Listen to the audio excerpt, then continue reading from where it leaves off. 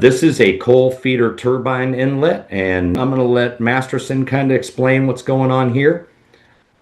Basically, it's the feeder for the turbine, and they have a leveling bar, and the leveling bar for the material feed was collecting material, and also up in the cone they had periodic problems. So this was basically shown on the left, a cannon that's going to blast the cumulative larger pieces that will choke off the leveling bar in the feeder, and then anything that's going to get the transition to lower cone, it's got the cannon up there. So this has got a lot of material going through it daily, but it's a two-cannon solution to make this reliable.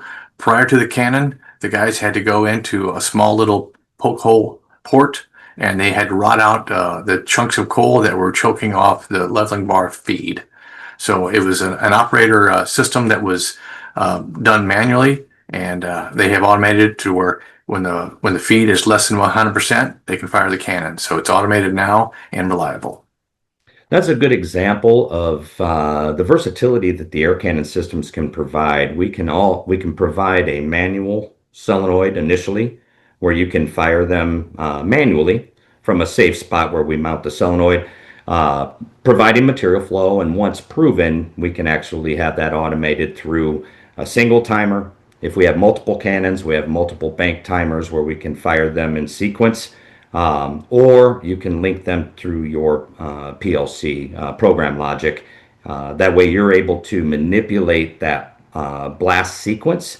And again, I got to fall back to being proactive. You can fire too often, but you can also fire not often enough.